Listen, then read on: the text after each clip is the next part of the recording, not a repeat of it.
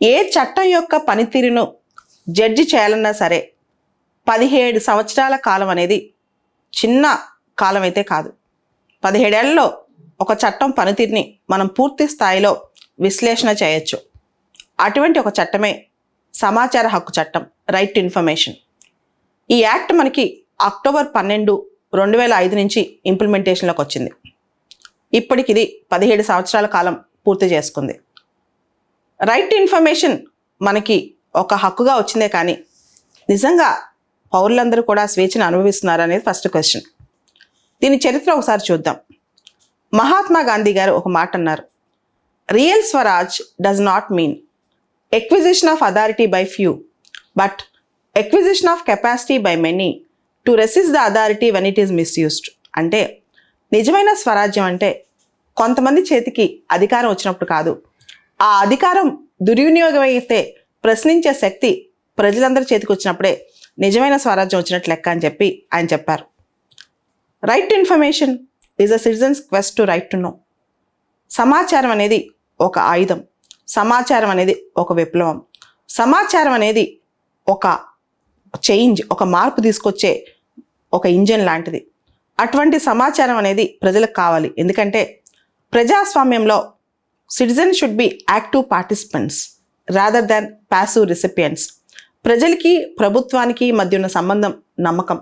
ఆ నమ్మకం పెరగాలంటే పారదర్శకత పెరగాలి.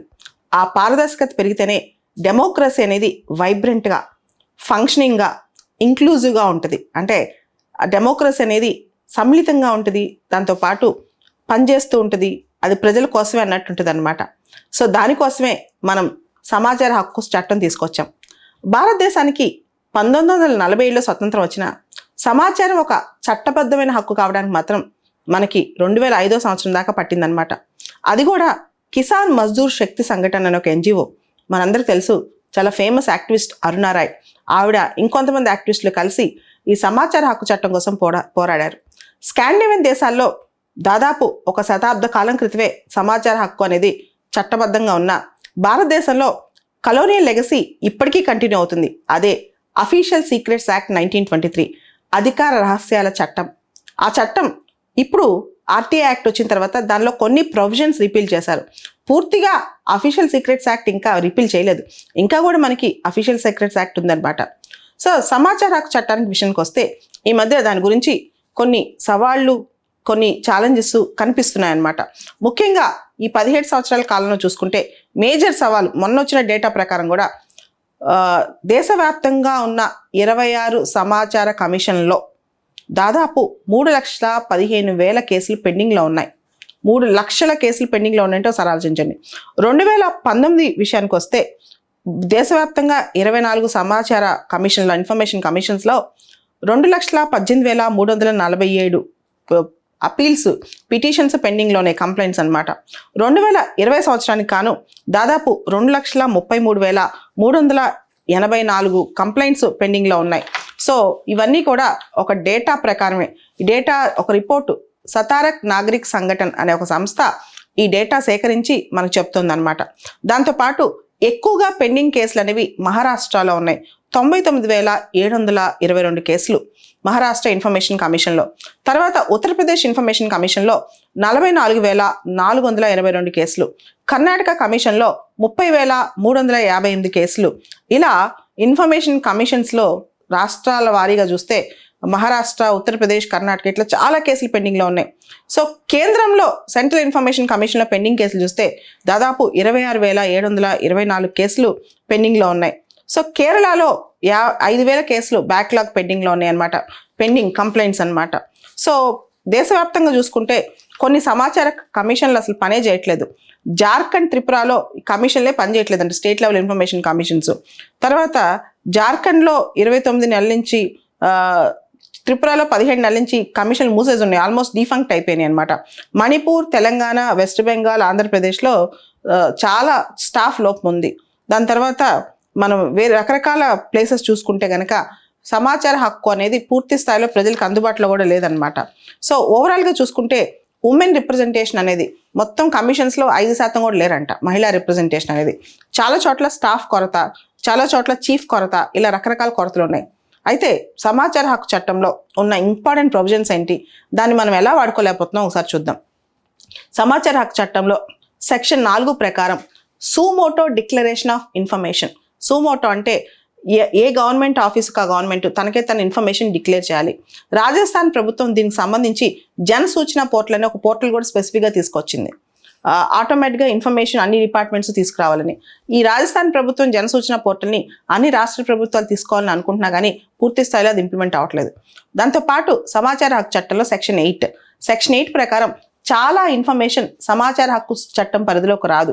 అంటే సెక్షన్ 8 అనేది మినహాయింపుల గురించి చెప్తుంది.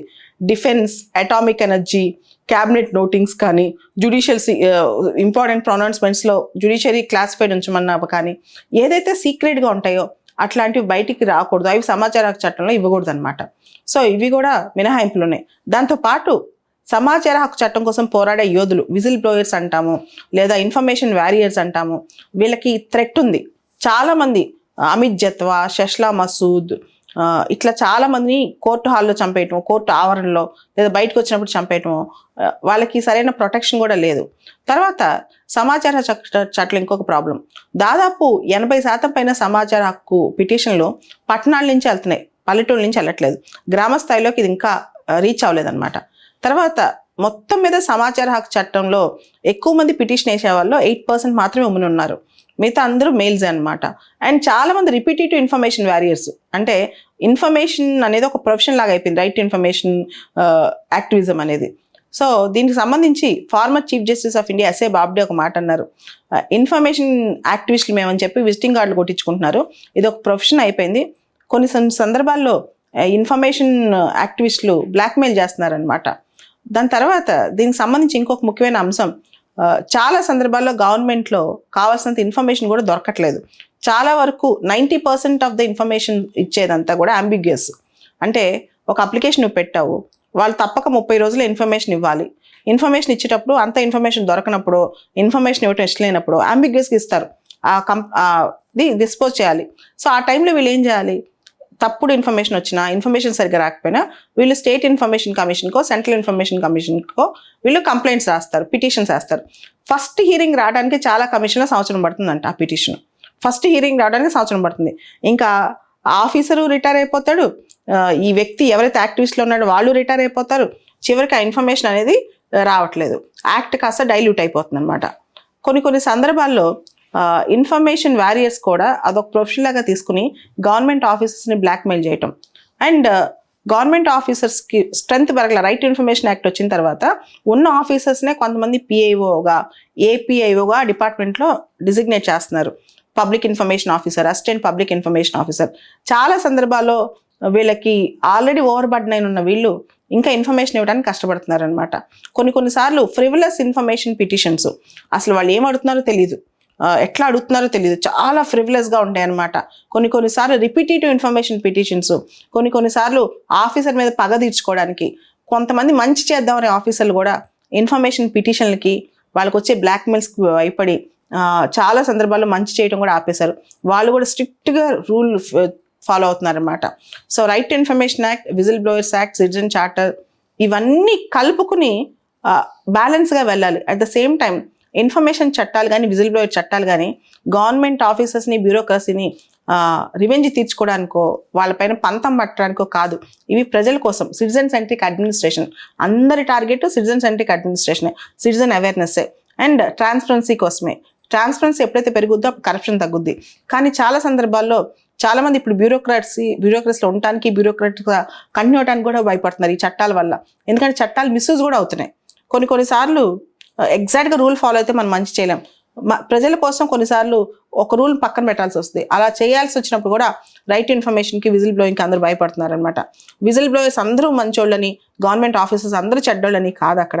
సో దాన్ని బ్యాలెన్స్ చేస్తూ, ఫైన్ ట్యూన్ చేస్తూ వెళ్తేనే అదే అడ్మినిస్ట్రేషన్ అనమాట. 2012 నుంచి 2015-16 ఆ టైంలో గవర్నమెంట్లో చాలా స్కామ్స్ బయటపడ్డాయి. 2G స్పెక్ట్రమ్ అని, కామన్వెల్త్ గేమ్స్ అని, ఇలా ఈ స్కామ్స్ ఎప్పుడైతే బయటపడ్డాయో ఆర్టీఐ యాక్టివిజంకి ఒక బూస్ట్ వచ్చిందనమాట. ఆ టైంలో ప్రతి చిన్న పెద్ద విషయాన్ని కూడా ఆర్టీఐలు పడాయి. సో దీంతో భయపడి చాలామంది గవర్నమెంట్ ఆఫీసర్స్ చాలా కేసులు పెండింగ్లో పెట్టేశారు, చాలా డెసిషన్స్ తీసుకోలేదు.